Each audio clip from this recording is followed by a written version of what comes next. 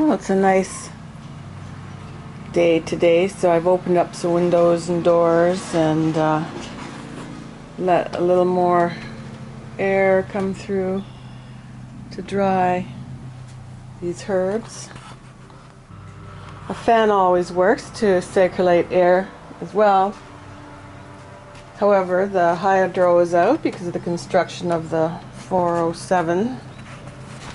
So a breeze, a natural breeze, will do just fine. And it really doesn't matter if this ferments a little bit.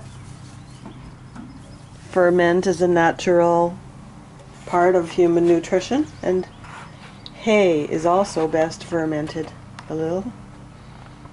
Just an interesting thing I do. I strain the whey from organic yogurt. Accidentally I got no fat yogurt, but I guess that's okay. I like the full fat. And there's lots of uses for whey, which I'll come to another time, but including fermenting your sauerkraut, and it's good for your bones and for your ligaments and joints. So, but I need that bowl to make some custard right now. And what I have left over is like a cream cheese that I like to mix with a little bit of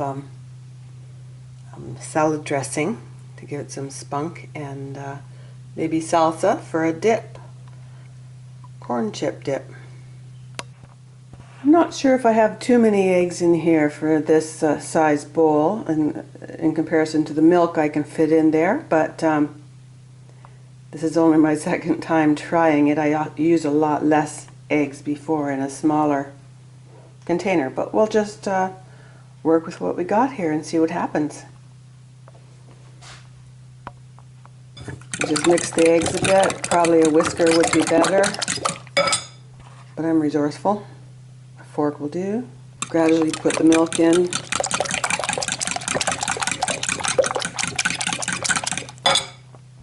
Then I don't like it too sweet, so I'll just guess at the maple syrup content. That should be good. Sprinkled quite a bit of nutmeg on top because there's a lot of custard going to be in there, and I think I'll just slightly mix it in so that you know, I don't really know what I'm doing here, but mix it through maybe a little bit better. There.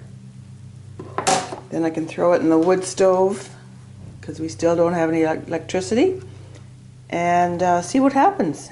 I put it up high in the wood stove because the higher areas are the hotter areas. Let's see this.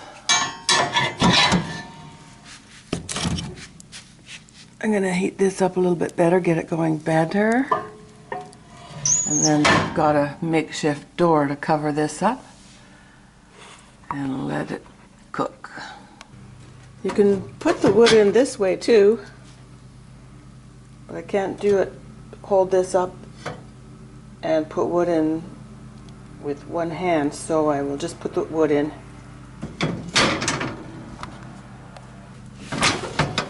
Okay, so it'll get going in a while, and cook it slow or fast. I'll just keep an eye on it once I put the cover on. This piece of metal here that I don't know where it's from, it just seems to fit perfectly to cover up the oven. And I'll be using these gloves to look in and check periodically how that custard is doing. There always seems to be something heavy in the way in a man's house sometimes, and things move around. But I got everything in there, and this is our little signal, a little magnet to show everybody in the house that something's in the oven.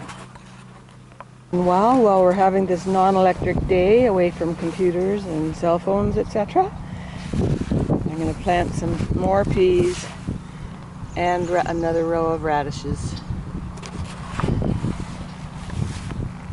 My favorite hose, nice and light. I think that's a Dutch hoe. I think it's called a Dutch hoe. And I will admit that at times I have been affectionately called a garden hoe.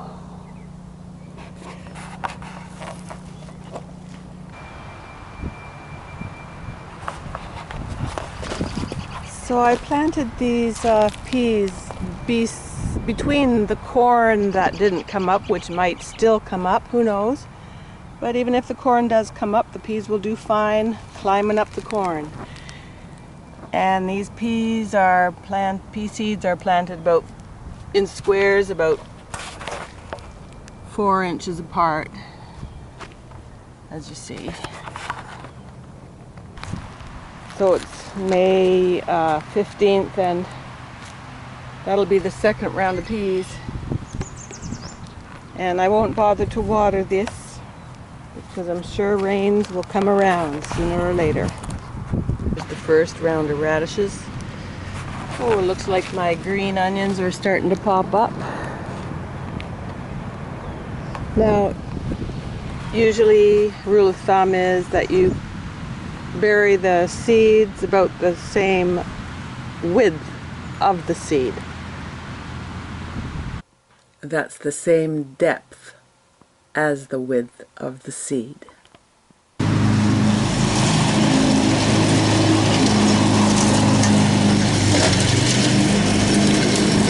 Fire is going pretty good now for the oven.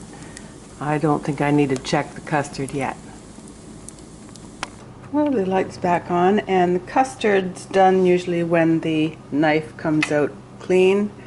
It didn't, but I wanted to check because it really should be at a lower temperature, so I'm going to open up the oven door a little bit to make sure it's not too hot to get rubbery. Actually, looking at the fire, it shouldn't be too hot. I'll just put one more log in too. It'll cool down a bit just from doing that.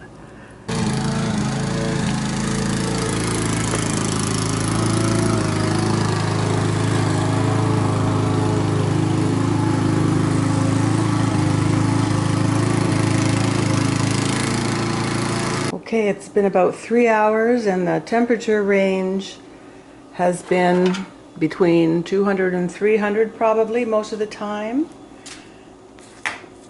And the knife comes out clean, so it's ready.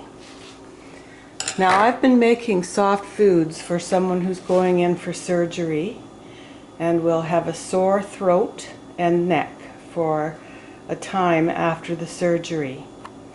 I also made some ice cream out of organic whole cream with a little maple syrup and some gelatin. And I'll also be making some jello type with grass-fed beef gelatin, hibiscus tea, and honey. Now, I have taken into consideration that after this operation, which is a parathyroidectomy, that there will be the capacity to rebuild bone. So food itself is medicine. That, along with trace mineral supplement and various other supplements, that and certain other foods and juices will be helpful in the recovery process.